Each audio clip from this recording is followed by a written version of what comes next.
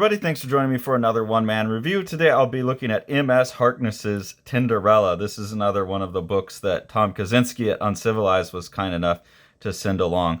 So as I'm reading through the books, I think this is third or fourth of the books that I got from Tom that I've read through now. It seems like most of them are autobiography, which people who watch the channel know I struggle with that a lot of the time. But I really enjoy this one. This book cracked me up. And definitely has me sold. There's a sequel that's advertised in the back that I really want to go get a hold of now. So there's a lot of different things going on in this book that make it more approachable. One is M.S. Harkness is a great artist, and I've seen some of her more recent stuff as well in an anthology that I was looking at recently, and I know that her chops have improved even more. But also just a great comic artist, not in the cartoonist sense, but in the storytelling sense. So you get some really great scenes like this right out the gate, where she's at the gym and this guy checks out this girl's butt and gets a nasty look, thinks he's a creep, but then she's back there just like creeping on him and giving him a filthy look as well. So there's that kind of just really great cartooning. Another thing that I've noticed as I'm going through these is that one of the things I think I dislike about a lot of diary comics and autobio is how much exposition there is and how word heavy they get. And in this, like with the Moa Romanova stuff, there's just like this ability to let silent passages go by and still be telling a story like you would get in someone who's just telling a regular story. So I think people are like figuring out how to do it. Maybe I just haven't been reading enough. Maybe it's that old school exposition thing has just gone out and this is the new style, hopefully, because this is much more enjoyable. There's a couple other reasons I like this quite a bit better than a lot of other autobios as well, and I'll get to them as we go. But the story is pretty much just M.S. Harkness being in her young 20s, like looking to date, looking to get laid, and working out a lot and being a cartoonist. But I think another thing that makes this great is it's a comic by a comic artist, autobiography, but unlike most of the things that fit into that category, there's not a lot of time spent on the portion of being a comic artist. It's like there's only a couple panels of her like drawing, and everything else is like living life, interacting with people, going to the gym, being fit. So it's not the typical like poor sad sack cartoonist. I know this is also a female artist, was a lot of the poor sad sack like 90s guys that I'm thinking about. That was just a different time where it was mostly guys still. But I feel like I even see that in the neurotic female kind of cartoonist art.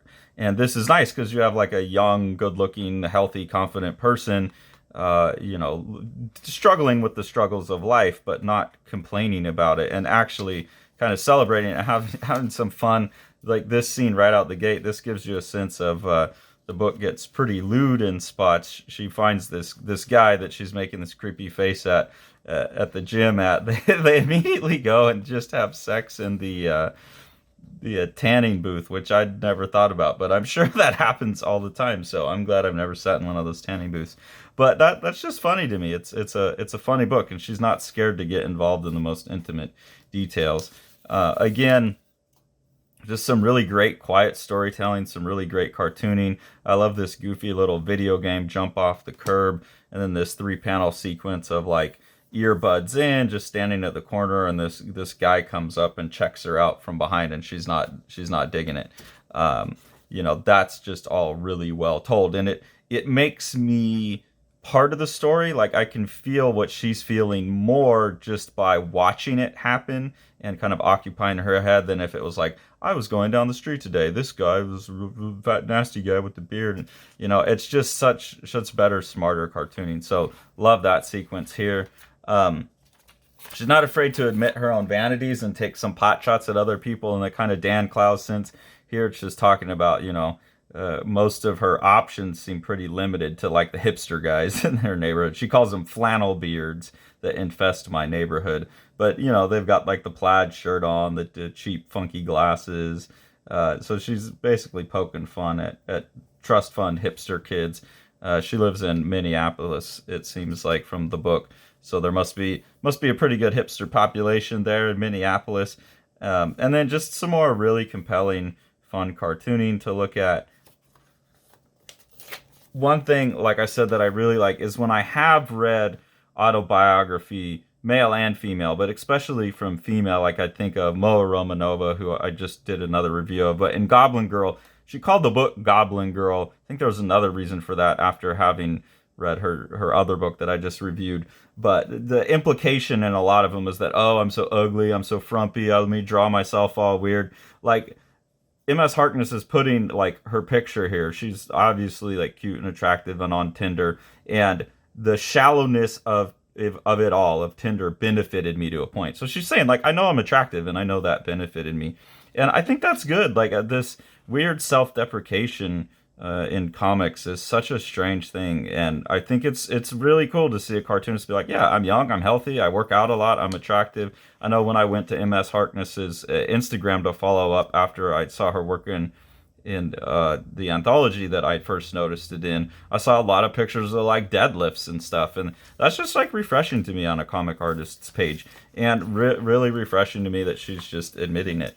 A conceit that goes throughout the book that marks time that I find really interesting from a comic standpoint is that she keeps drawing her phone, and it's hand drawn. This is really awesome hand drawn piece here. Keeps drawing the phone with the screen getting more and more cracked, and I really like that as kind of a chapter break, but also creating a sense of progress and time. And when a book that's all about like dating through Tinder, obviously it's called Tinderella. That makes sense because like interacting with that screen is a real part of the experience. This page here is really funny. She's finally like found a guy that she's feeling pretty sympathetic with, and I like the conversation here.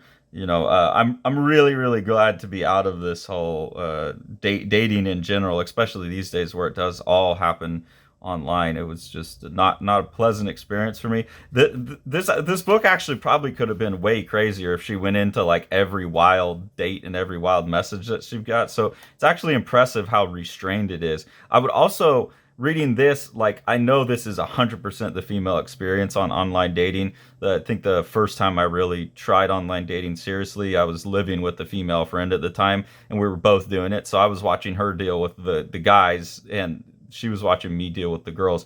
And they're predictably insane, but in different ways. Like the women are crazy in one way on Tinder, and having tried that again later in life and had friends that were doing it at the same time, like the stories we were telling each other were pretty consistent. And the stories in here of how guys behave were pretty consistent with what I watched my friend Laura go through.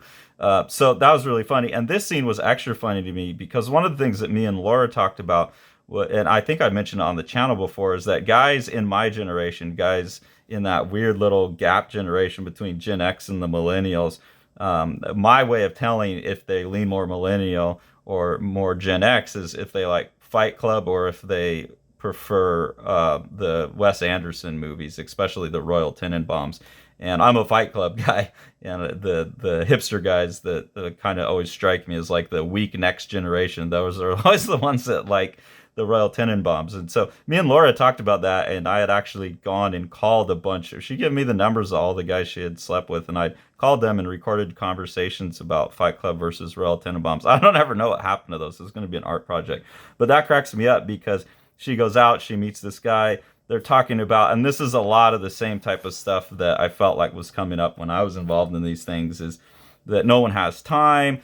People just kind of want to have someone reliable and steady, but they don't want to be monogamous either. So everyone's just like kind of selfishly out there in this strange, like, I want a steady hookup, but also I want to be non-monogamous and we can go do other things. And I absolutely hated all of that. But they're having those conversations like, oh my God, we finally found someone who needs the same kind of disattached attachment.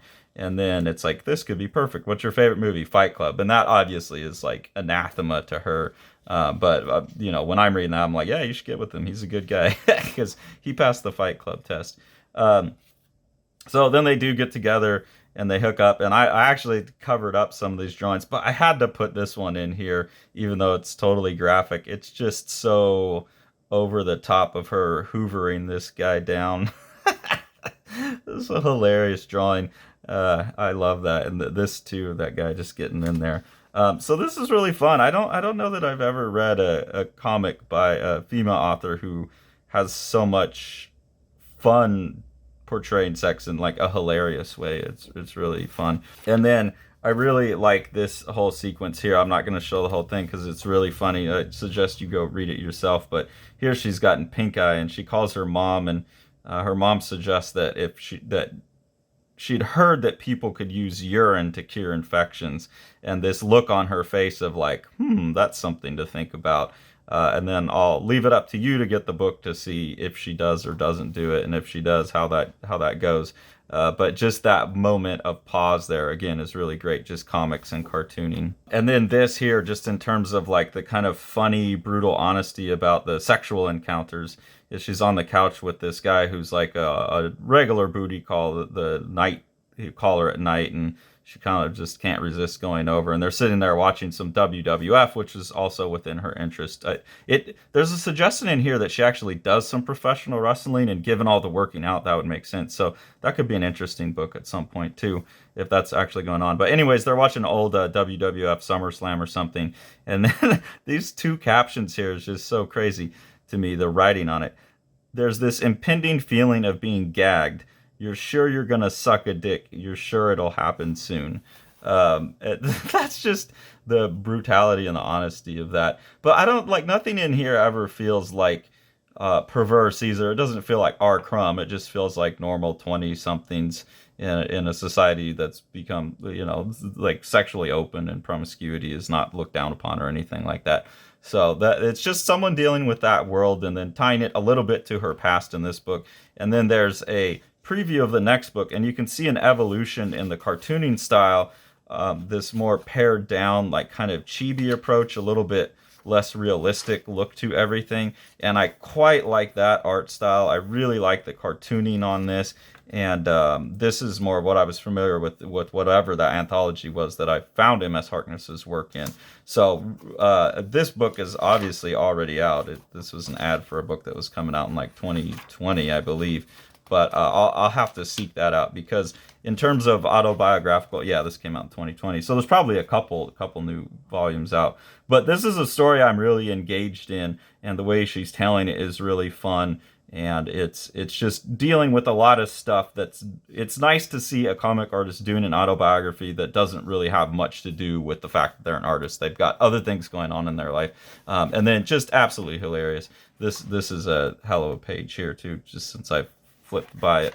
I really, really enjoyed this book. Thanks so much, Tom, for sending this over. M.S. Harkness, this is a hilarious book. It cracks me up, and I really appreciate you putting a book out there like with some confidence behind it, instead of all these neuroses that I'm used to in this kind of work. So really enjoyed this. Hope you all can find yourself a copy of this and M.S. Harkness's other work. If you appreciate what we're doing here on the channel, the two best ways to support us are the first one through our Patreon. We have a couple different tiers of support that you can put in there that come with different levels of interaction and exclusive content. And then the best thing you can do is to support what Sean's doing with Living the Line books. So we'll go ahead and take a look at some of what he has available.